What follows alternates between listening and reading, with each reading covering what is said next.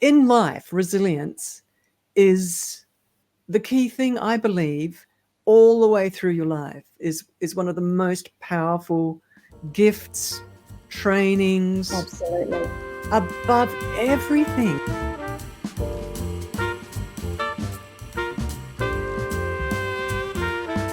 Hello, everyone. Welcome to We're Open, our podcast. I'm here with my dear friend, Claudine Silman.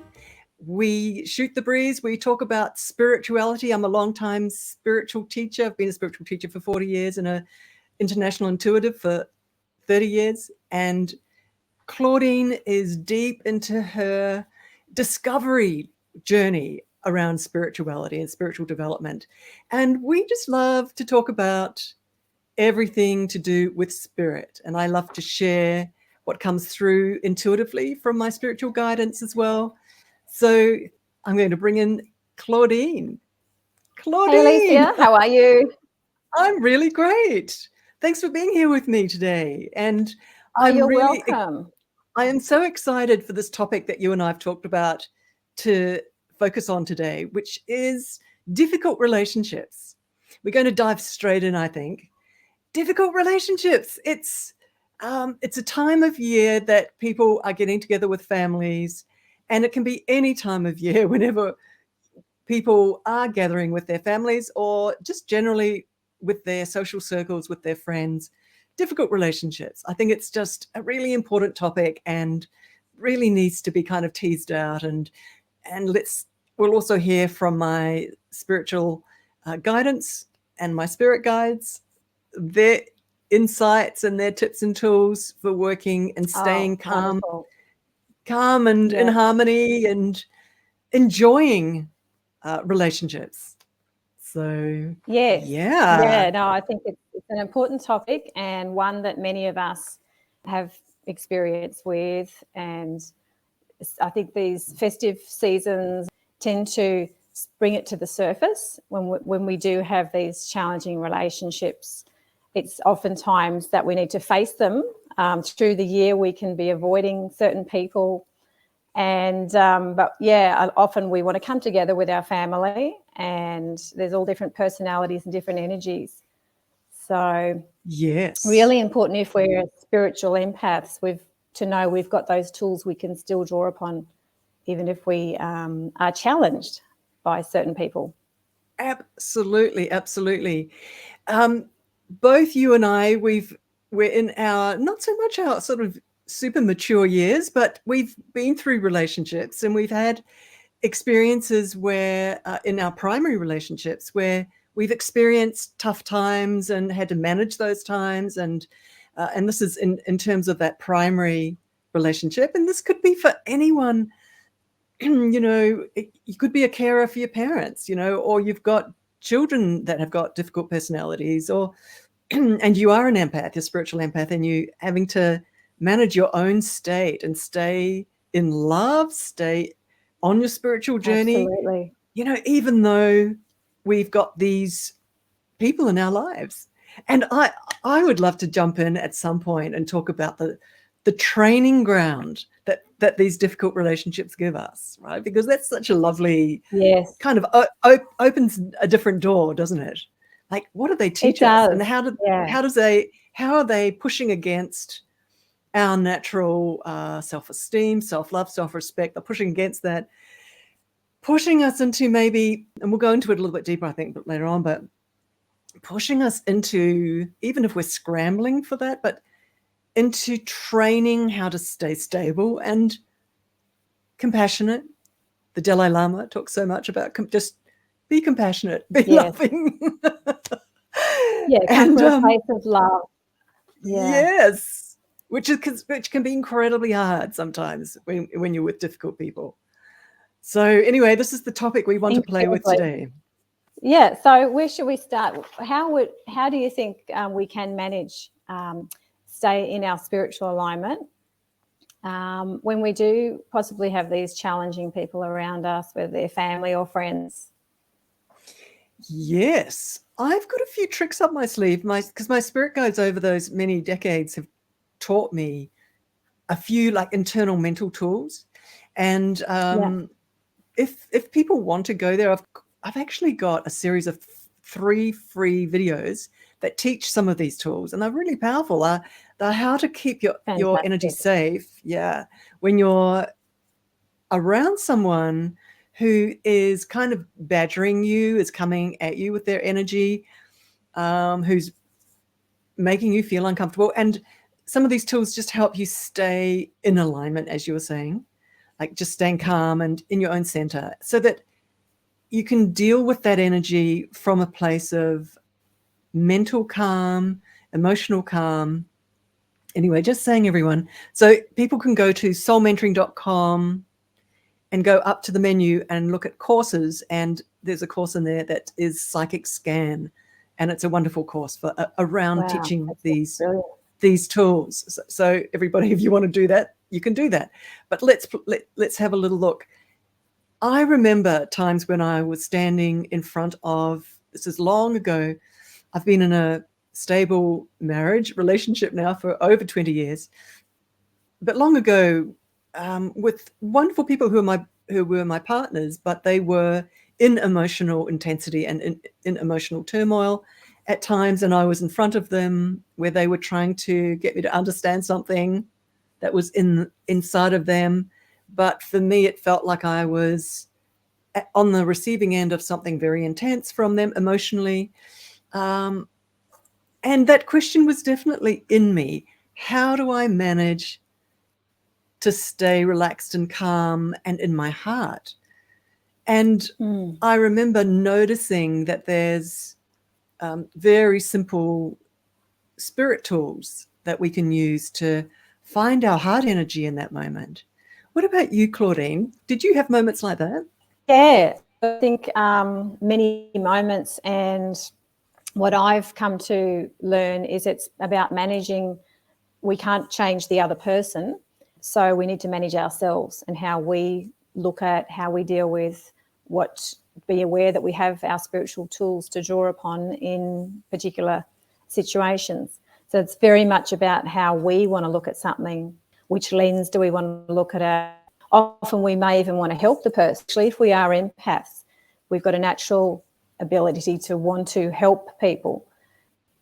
But I think sometimes we can just lead by example, and because if people are in a certain state, they may not be receptive to your help. So, yeah, changing our state and the way we're coming at the challenge is the way to move forward in the situation. So Claudine, what you're pointing to is a major awareness for everybody watching this, that when you are with difficult people, prepare yourself before you go there. Do mental rehearsal. Absolutely. Of how to manage your own inner state. So I'm going to do a little process with everybody watching this. Everybody, just really quickly, who if you're interested in this topic and you want to kind of learn how to prepare yourself. So everyone, up to you, Claudine, if you want to do this, doesn't matter, but just quick little inner visualization for everybody as an idea, just as an idea being put forward. If you want to prepare yourself before you go into an environment where there's going to be difficult people that impact on you. So everybody close your eyes and take a nice deep breath. And put a bubble of light around you. This is all we're doing, is doing a bit of mental rehearsal. So bubble of light around you. Now, I want you to observe and pretend that there's somebody standing in front of you who you find has difficult energy. Somebody else might not find that they've got difficult energy, but you do personally. And place a bubble of light around them. So they're standing at a little bit of a distance. You've both got a bubble around you. And all I want you to do right now is just to notice their energy and to notice your reaction to the energy. So that's all you're doing. You're just observing, oh my God, how am I feeling with this person standing in front of me? That's all you're doing just at the moment. Really important, by the way, for us to switch our attention and put our attention on ourselves and notice what we're feeling, because that informs us. It's like a little classroom right there if we notice what we're feeling. And I'm going to get you just to have a little bit of fun here and pretend that there's an angel standing on your right. It's your buddy, it's your friend, beautiful angel. Now that angel now steps in to the center between you and that person and places a shield made of energy, like a membrane and a shield. And I'd love you to notice if your feeling, if yourself, your own feeling, calms down a tiny bit. If there's any kind of feeling of relief or relaxation just as that shield goes up. All we're doing is having fun here and just playing and just noticing. So that's interesting. If you feel a tiny bit different, that's interesting because you can play with mental tools like that as you're in the company of these people. Because what's really going on in the psychic worlds and the spirit worlds is energy's flowing around. Energy's flowing towards you from the aura of that person.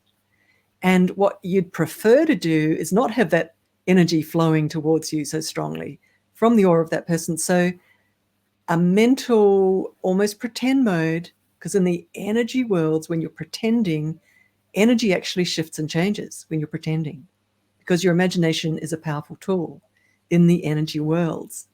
So if you invite an angel to come in and quickly put a shield between you and that person, your own energy can relax. And what happens is you can talk and move and act differently from a place of relaxation. Now, let's go a little bit further, knowing that you might spend like a couple of hours in the company of that person. So let's invite the angel to do something else. So we're going to invite the angel to step inside the other person. I'm just following what my guidance is giving me here. It's great fun. Let's see what the angel does. So what the angel's doing is it's changing the energy of the other person by stepping into them. It's kind of, I'm being told actually that the angel is kind of cooling down the energy of the other person, calming it down, bringing it into a slightly different vibe, which is great. I love that as an idea. So we've given you, everybody here, some ideas of working with pretend. I'm going to say work with pretend angels if you want to. Those of you who play with visualizations a lot know that these angels are actually real. And they shift energy, they change energy. So in the sense of you being with someone who's got a difficult energy, you can play with this idea. So everyone take a deep breath and open your eyes.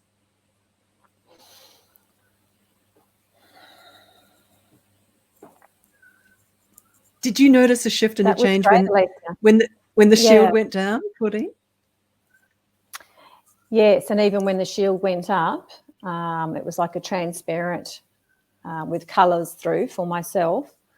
And yeah, it just softens the energy, like you said, and it's cooling down the energy because that energy is quite hot. So it's softening it. Yeah, and I do love using shields a lot for all sorts of different situations. They just put that protection around you, protect your energy. So yeah, that was quite powerful. And can I ask you, when we do that kind of little visualization, does that help the other person that's not actually doing the visualization? Right. And you will notice that they change a little bit. They become less, those sorts of people can be quite manic a little bit and kind of wanting to engage and interact in a slightly intense way.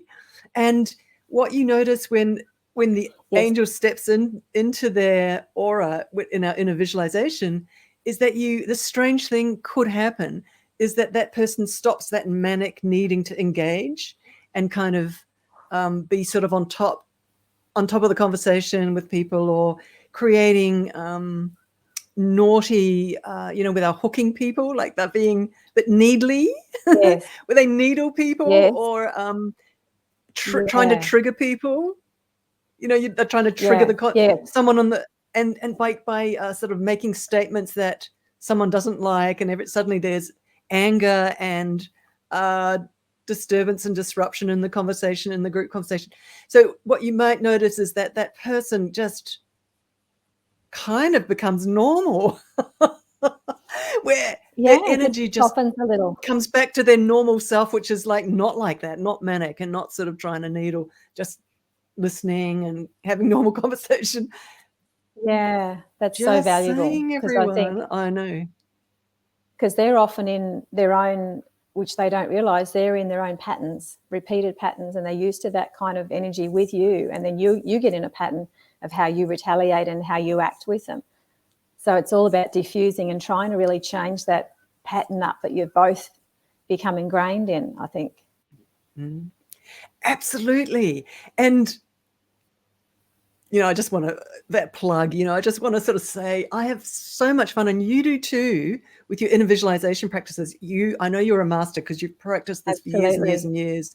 And I have so much fun with these inner visualizations, but actually working with little spirit beings and angelic beings and spirit guides coming in the visualizations and actually doing their magic with the energy. I'm really into it. Well, and I love how you mentioned that imagination is a powerful tool in the energy world, and it is. It's not just loosely our imagination. It's very powerful.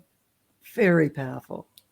Oh my gosh, this is so exciting! Just giving everybody who's watching this, some skills, I think is the word I'm trying to find, and which actually work, especially when you call in angelic spirit beings to help you. And if you want to, if you are a spiritual intuitive, you could use the word an angel being of light and love, just adding the light and love if you wanted to. So in your imagination, you're imagining an angel of light and love coming along and giving you a hand, right?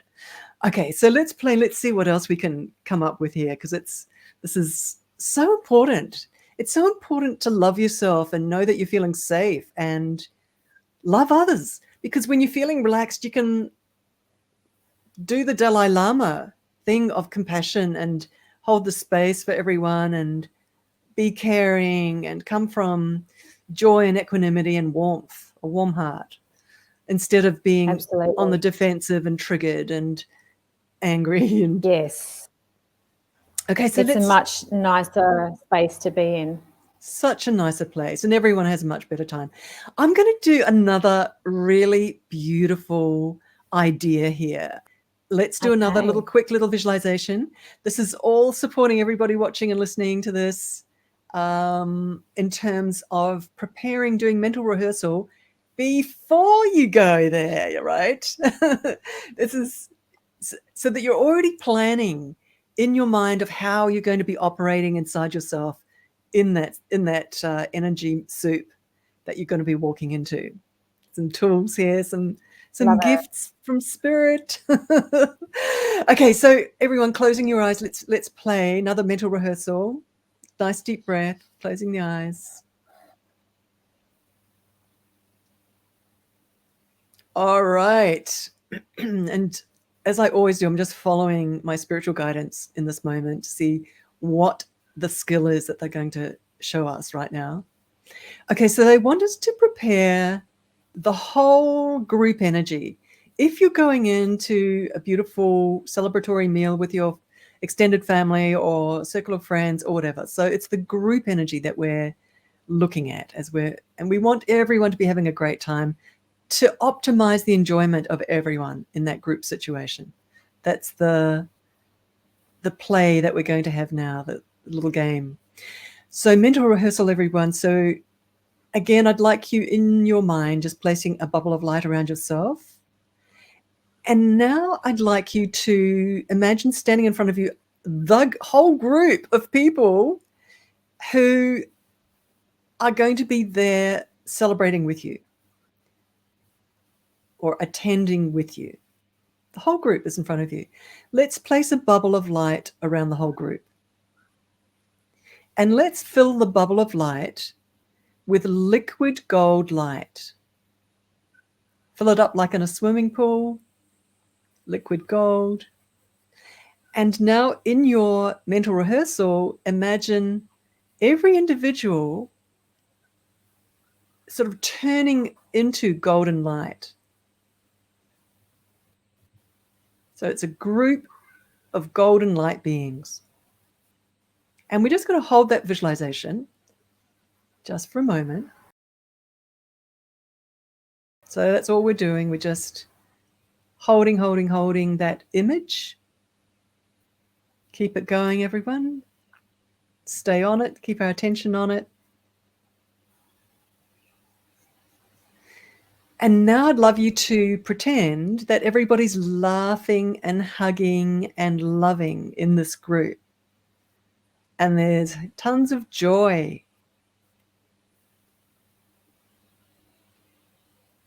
Tons of joy, laughter, peals of laughter, giggles, people cracking up with laughter because something's hilarious, and there's joy and hugging and love and recognition of each other, this kind of crazy, hilarious thing that they're all seeing each other as beings of light. Wow. I think that's what's cracking everybody up and making them laugh. Stay on that. Keep our attention on that for a moment. Stay there. Have them all laughing. It's really interesting because as I'm keeping my attention on it, I'm noticing sort of like smoke, little shadow, smoky energy wafting off some of the individuals. It's like getting rid of ballast and weight out of their energy. It's getting vacuumed out, or it's just flowing out like little clouds or little smoke. I think the hilarity and the laughing is shifting everybody's energy, and any sort of shadow smoke is just getting pushed out, which is nice. That's really lovely. All right, everyone, taking a deep breath and opening your eyes again. Well, that was fun. Oh, I loved that too. I'm going to use that one. Yes. Thank you, Alicia. Oh, my pleasure, Claudine. What were you watching? What were you seeing? I just loved how you put everyone in light as well as in the room, and then the laughter. I thought that was really beautiful. That just, because laughter is like medicine, isn't it? It just diffuses everything. So, and then getting rid of any heavy energy with the smoke. Yes, so really beautiful. Oh, thank you. And I just want to say to everybody watching this that the worlds of spirit and the angels that surround you all the time will be with you in that moment when you're visualizing that. They're kind of sort of secretly crowding around, and they're kind of secretly actually stirring the energy in that bubble with everybody in that, with the group in that, because they are doing a little vacuuming out and replacing energy with beautiful golden light. So, and just letting you know, it's almost like a group healing for the group. Yeah. You know, like a prayer, actually. Yeah, like a prayer and for they the don't group. even need to know that you're visualizing praying that. for them. Yeah, that's right. And so, and my guidance is telling me to say that it's good to do this like the day before. Okay. Yeah. So yeah, the day before we're going to meet that challenging relative, friend, person, any situation, whether it be the festive season or just meeting up throughout the year. Yeah. Just to have that little do the ritual beforehand. Yep, that's right. And Claudine, you've just nailed it. Don't save this for special seasons. Do it for any group situation that you're going into. Meeting, I don't know, your date. Yeah, that's a great one. Yeah, going for a job interview. Going for a job interview. Your kids are coming around, your adult kids are coming around for a meal with you. So, and making sure that the energy is just optimal. I call it optimizing. Yeah, I love optimizing that. memories, optimizing realities, preparing the energy. It's like preparing Yeah. the meal, right? Preparing the energy before everybody Yeah, arrives together. yeah, that can be, just keep that awareness of, prepare the meal, prepare the energy. Exactly. I very seldom actually teach this, but it's actually a major, major thing that I love to work with myself, and I have for years, for decades, with the worlds of spirit. Yes. Yeah, because I think, we're always going to have those situations that arise. And instead of coming at it from anger and frustration, that just really softens it. So what you're doing is just Wonderful. preparing. Yes, that's right. It's mental rehearsal. There's lots of different layers to it. Don't need to go into the technical side of it, and you know this really well too. You're kind of creating an intention. You're pushing a future reality into form. You're formatting a future reality. Yeah. All sorts of subtle things are going on there, actually. But the main thing is that you're calling on angelic spirit help to support all the energies. And everybody has a great time and is amazed at how joyful they are together, and they create memories of joy together and love together. You know, I want to say something. At the moment, on planet Earth, there's such a need for communities and for individuals in their family groups and their social groups to feel love. There's such a need, not only for the isolation and the loneliness, but also there's just so much division around concepts and ideas, and everybody's guarded against what somebody else's concepts and ideas are, right? Isn't And that so there's true? such Yeah, a need. we sort of. Isn't that true? And I just want to say there's such a need, I think, for help with that. And we're in our smaller groups and then in larger groups, and where people start learning ways to love each other, ways to calm down, ways to connect beyond the concepts and ideas. We're all human, we're all breathing, we're all walking around I'm on my soapbox. We're all walking around in our spacesuits of our human bodies, and we've got our precious human lives breathing. And I think it's so important to acknowledge that we've all got an opportunity to enjoy our lives. And, you know, traditionally coming together in family groups or social groups, traditionally, hopefully, there's a potential there for a lot of joy, for a lot of communal love and communal gladness, happiness of being together. Humans are tribal instinctively, and we instinctively love being in groups and together. And yet there's such a, whether it's the digital world or whether it's the epidemic of loneliness around the planet, there's such a need at the moment for alignment and for compassion and for acknowledgement of the humaneness and the humanity of each other. We're just humans. You know, we want to feel loved. We want to be seen. We want to be heard, and we want to be acknowledged by other people. I think that's. I was just going to say, it's bringing harmony to these situations, and as you mentioned, the divide. If we can just respect everyone's opinions, that can bring peace as well. That's right. This is another thing, by the way, before you arrive in your group situation, is to make a decision, because you could do a few more mental rehearsals while you're still in that space of looking at the group. One of the decisions you might choose to make before you go to the group is that you're going to respect everybody's opinion.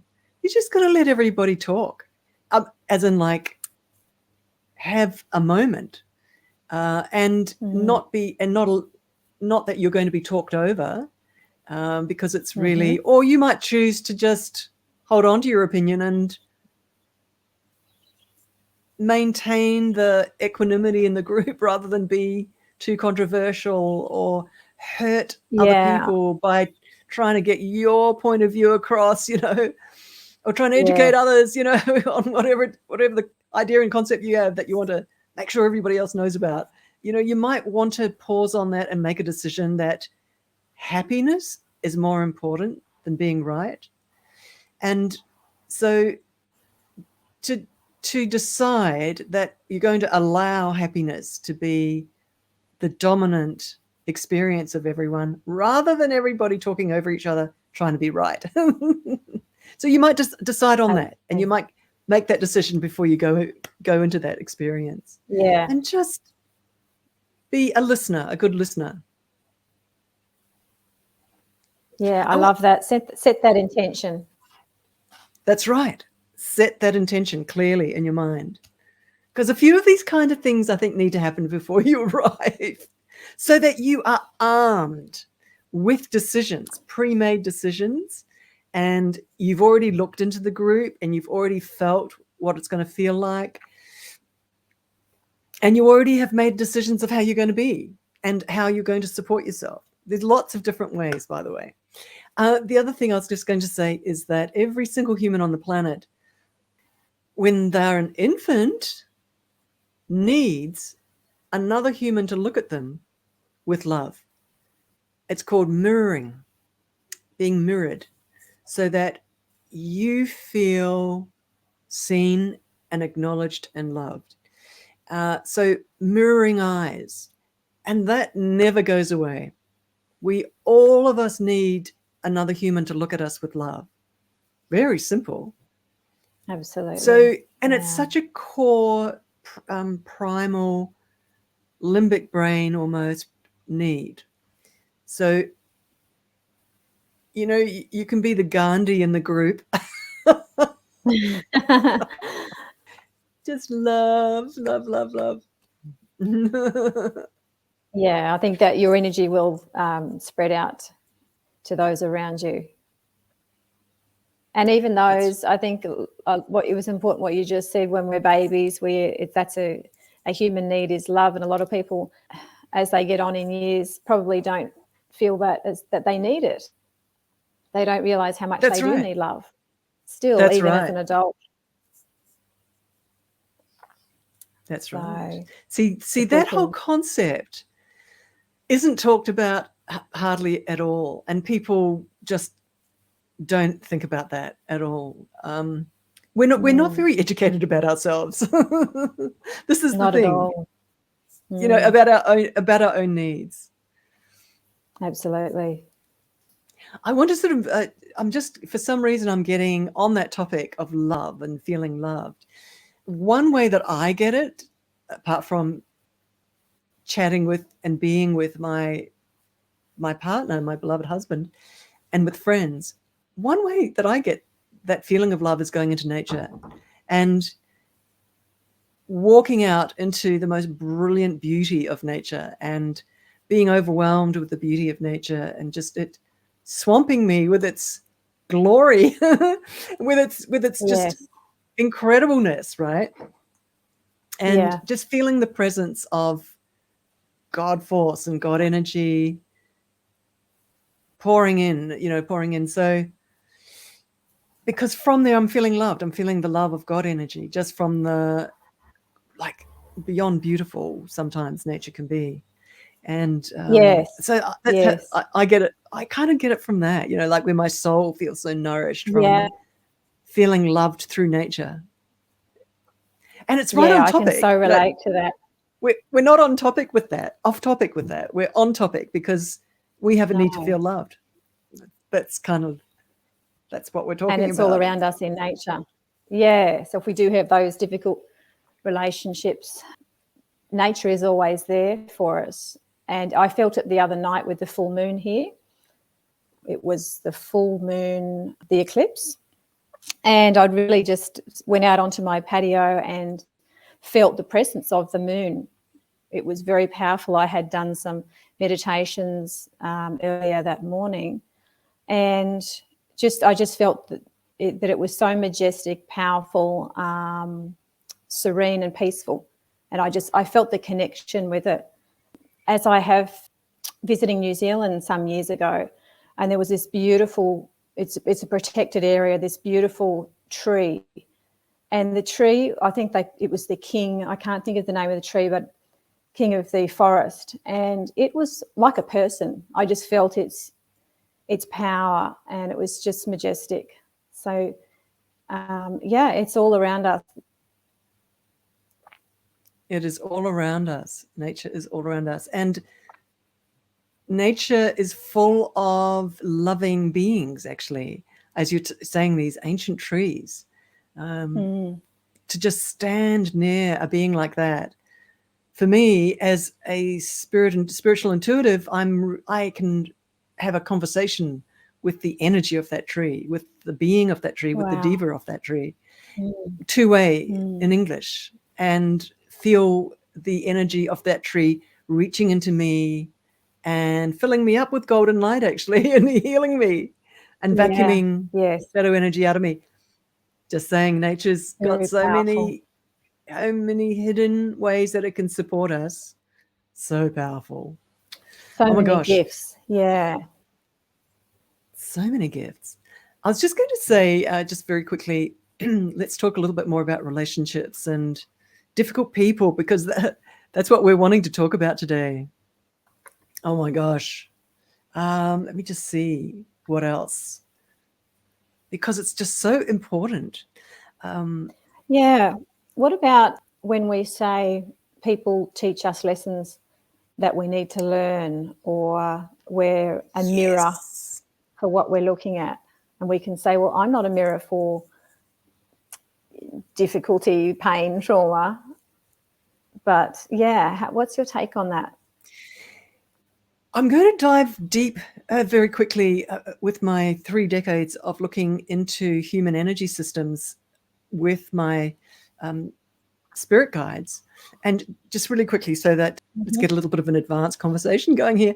And that is that usually when somebody's being a difficult person, and especially in one-on-one relationships or in our primary relationships, and the other person is being unusually negative and being a little bit aggressive, and many women experience domestic violence, for example, and I'm not going to go into it too much now, but when there's a level of aggression, my intuitive sight knows that there's a very big negative entity in the other person. It's not taking the responsibility away from the decisions that person's deciding in the way they're acting. We're not taking away that responsibility. However, I am saying that they are being almost controlled by a negative entity. And and so it is an out of control situation if it's at that level of intensity of that aggression, where it's really out of control. There are certain ways to very quickly have to support that and manage that, and I'm not going to go into them right now, but I'm not going. But let's sort of go to where your partner, for example, is just being aggressive emotionally, or unusually aggressive, maybe, or unusually negative. It is a situation where there is a negative entity in your partner, and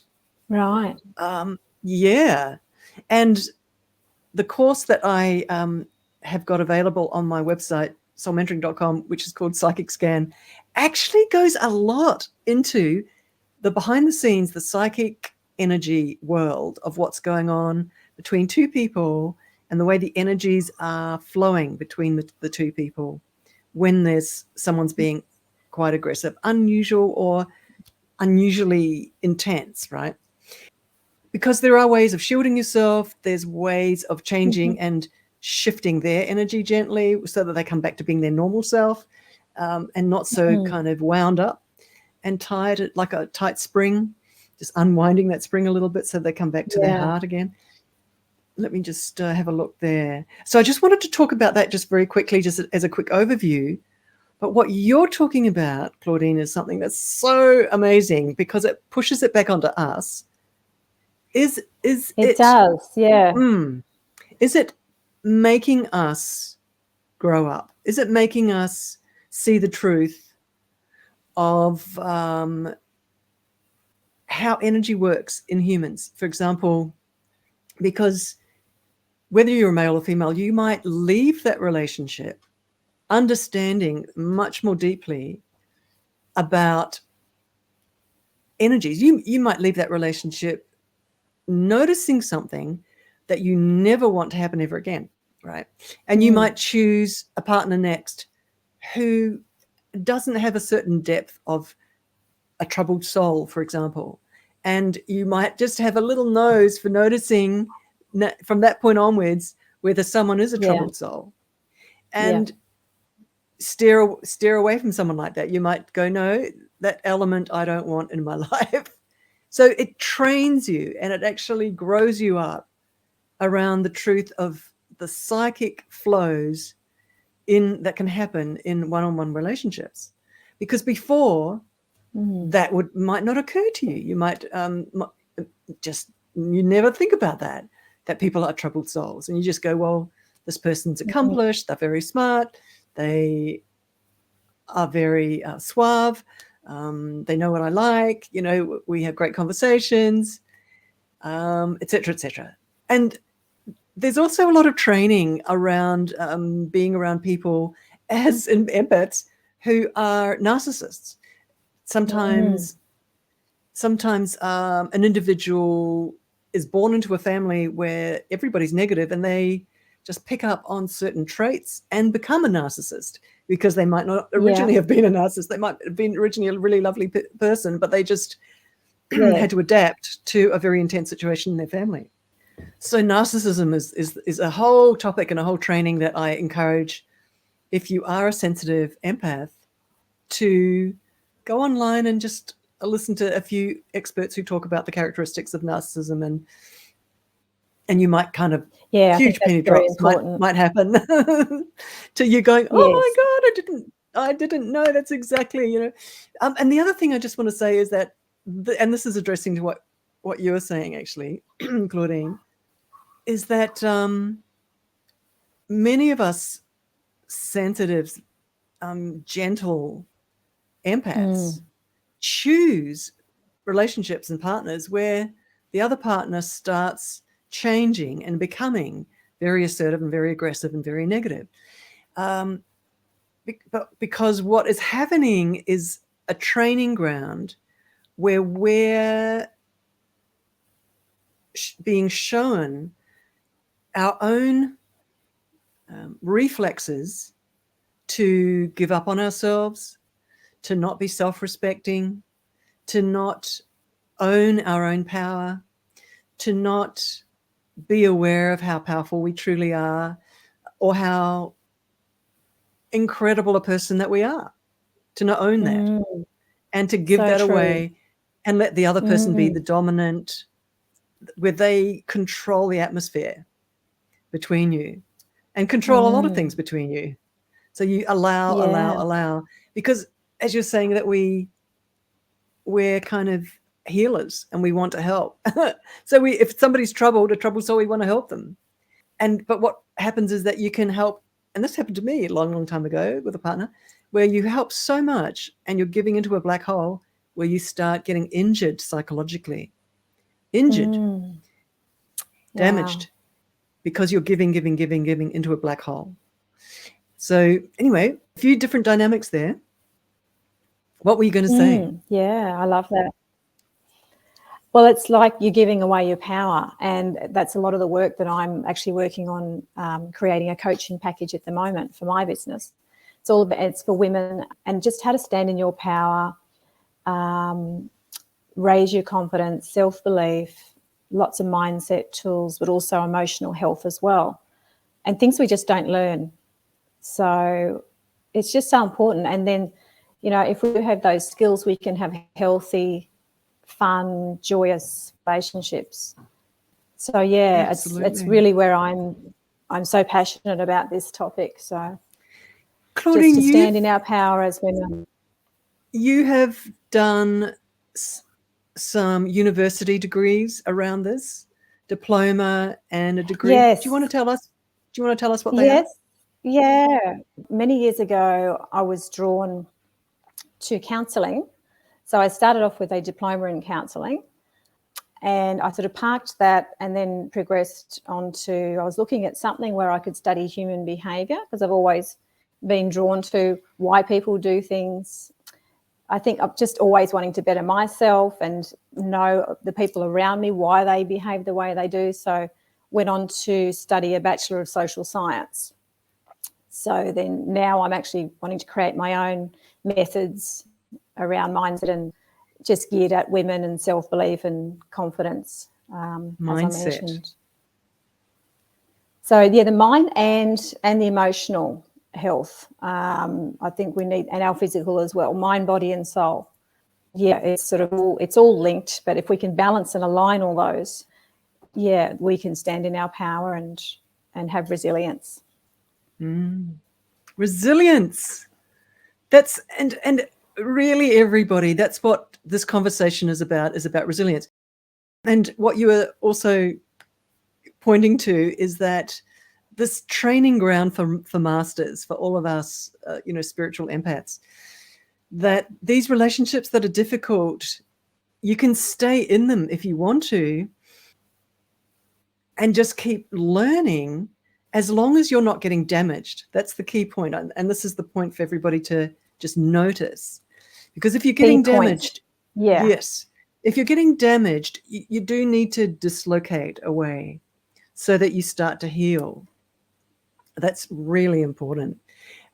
However, in those relationships also, you can find your strength, and you can find your inner stability against all the cold winds that blow against you. And in life, resilience is the key thing, I believe, all the way through your life, is one of the most powerful gifts, trainings. Absolutely. Above everything. My spirit guides talk to me about this, that this is really above everything, is resilience. My parents came through the Second World War in Europe and immigrated to New Zealand,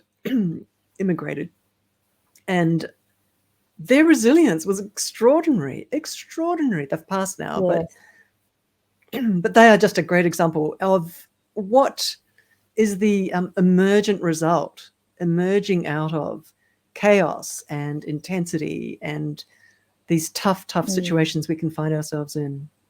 So absolutely. Claudine, did you want to add to that, just resilience?